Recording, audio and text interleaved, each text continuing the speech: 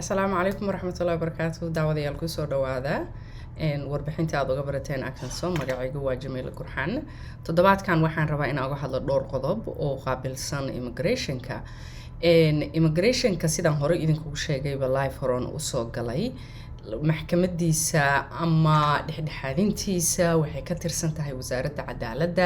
wasaaradda cadaaladda marka qayb guddi ayaa waxay u xil saaran yihiin inay go'aanada gaaraan markuu qof racfaan qaato haddii dambi lagu soo ogo kale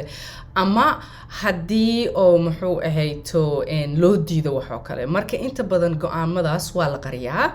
oo way xiran yihiin oo looma ogolo Mareykanka inaa ogtiinin kala maqaan macluumaadkiisa inta badan waa public oo qofkii raba raadin kara hadda kaba soo qaad magaaladan aan deganahay oo kale cunugii ku dhashay hadda hooyadiis magaceeda oo dhameystiran aad taqaanid cunugu raba ha ahaado dhalashadiisa meesha dhalashada ka soo qaadan kartaa qofkii dhintay dhimashadiisa waa soo qaadan kartaa kuwaas waxaa la dhahaa marka public information access qofkii raba ayaa macluumaad ka soo qaadan kara waxayna ku salaysan tahay arrintii ahayd wadanku waa dimuqraadi wax la kala qariyay ma fiicna marka immigrationku ka yara duwan yahay go'aamadiisa waa la qariyaa marka go'aankii markii la qariyo kaba soo qaad xaakin ayaa aniga maanta ii doodayo case aan leeyahay case-kayga maxkamadda immigrationku horyaalaa lawyerka aniga ama qareenka ii doodayo xaakin ma aha qareenka ii doodayo kaleeto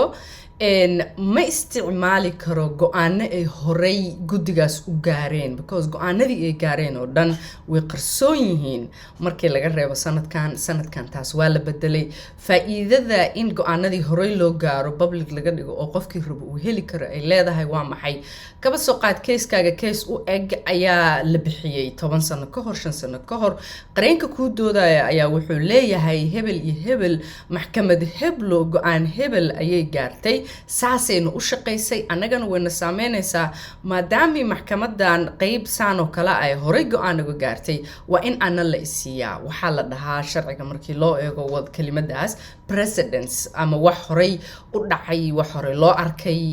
go'aan horey loo gaaray waay marka in informationka ama macluumaadka maxkamadda laga dhigo ama guddiga public waa arrin aad u wanaagsan oo tallaabo ay dowladdan cusub ay qaaday ayay ka mid tahay qaybta labaad waxaan rabay inaan ku daro asylum-ga ama dadka isdhiibay oo kaleeto markay buuxsadaan immigration dalbashada asylum-ka waxaa la siiyaa waxaa la dhaho work permit oo ah shaqo dowladii Donald Trump oo la socotaanba way bedeshay awal waxaa la sameyn jiray markaa dalbatid bilaa sugaysaa dan waxaa dalbanaysaa shaqa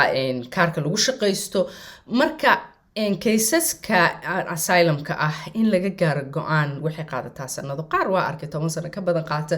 intuu case-kaaga maxkamadda yaalo oo banding ku jiro oo wali tala aan laga gaarin waxaad xaq u leedahay in sharci aad ku shaqaysato lagu siiyo dowladda Donald Trump gadaalay soo martay marka waxay u arkeen inay dadka badankiis u buuxsanayaan asylum si ay u helaan sharci ay ku shaqaystaan marka 2018kii ayay waxay bilaabeen dadkii markaas buuxsaday asylum-ka ama kaysaskooda in isla markiiba go'aan laga gaaro markii go'aan laga gaaro ama qof la soo hor istaajiyo sababtoo ah dadkan qaar markay ka soo carareen wadamadoodii ama meelahay ka yimaadeen awood uma laha inay warqado helaan maxkamaddu waa mashquul inuu wax isku soo aruuriyo qof kaba soo barakac ku dhacay oo gurigiisa ka soo cararay ama la soo ceyrsaday ama meel uu qolo kale ay raadinayso oo la rabay in la dilo kale in waraqo soo aruuriyo way adag tahay marka dowladdan gadaal ayay u celisay dadka marka sugaya asylum-ka inay dalbadaan kaararka ay ku shaqaystaan dib ayaa loo soo celiyay bishaan waxaan kaloo rabay inaan sheego qodobkayga saddexaad ayaa wuxuu yahay Miami mar walba waan ku soo celceliyaa Miami waxaa degan dad aad u fara badan oo muxuu ahaa soo galooti ah ama immigrant ah marka dibabka ugu badan dadka aan wadanka sharciga ku lahayn ay qabaan ayaa wuxuu yahay ID ma laha ID maadaama aad lahayn waxba talaabo wadankan ma qaadi kartid waa aragteen meel kasta oo aad tagtid waxaa lagu leeyahay sharcigaaga keen ID-gaaga keen ani hooyo hadda ka hor waxaan arkay wadamadan West Africa ka timid aan caawin jiray dhowr sano ka hor cunug yar oo jiran ee dhashay sharci wadanka kumaysan lahayn waxba maysan haysan cunugeeda isbitaalka geysan jirta all the time cunuga waa Mareykanku ku dhashay bas maalin walba social workerska waxay dhaheen waxa keentaa ID markii ID-gi ka waayeen dadkan ma fahmin naagtan sababta ay ID-ga u dhiibi laadahay